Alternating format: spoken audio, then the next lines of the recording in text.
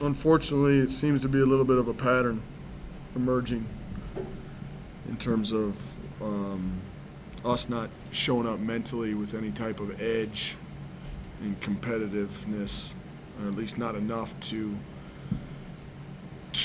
be successful at this level right now. And it's a complete team deal. There's too many blank faces, too many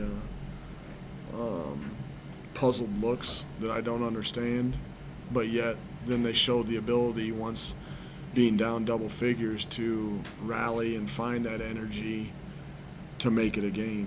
And I just, it'd be scary to think what would happen if we would play the way that we play for 20 minutes for 40. Could you see that flatness, that lethargic type situation early on? When did you really usually think, man, they just did not come? Tonight, Right. not. I mean, I'm not out there for warm-ups. The assistants told me that warm-ups were actually pretty good, so I was kind of surprised to be home and see that. You don't expect it. You hope you don't see it, but it's more prevalent on the road. It's exactly what we saw at Idaho State, in getting down 20-5 there, and then fighting back to make it a 2-point game with 16 seconds left. It was coaching the same team and begging for energy, begging for passion, and then all of a sudden it shows up when we start to get embarrassed and we're down 11 or 13 or whatever it was. Is this a group that's hard to light a fire under? Yeah. Is it? Yep. Very much so. You talk about they didn't play until it was late in the game, and you did cut it to 6, I think, or 5, whatever, at one time, and by then it's okay, but you're right, it's a little late. What did they do that was, from your viewpoint, a lot better than what they weren't doing? Other than maybe showing, some sense of urgency. What else were they doing? That was it. I mean, all of a sudden, it was like a different team in timeouts. We had guys talking. We had guys energetic. We had guys cutting me off and bringing up stuff, and there was none of that in the first half. We had guys sprinting the floor. We had guys playing with their knees bent that hadn't bent them in the whole first 20 minutes. It's unfortunate.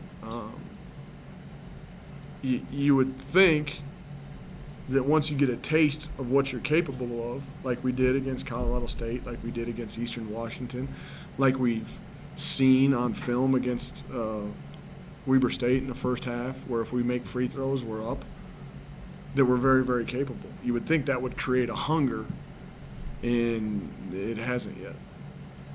Were practices this week lethargic? I know there was a lot of emphasis on free throws and whatnot.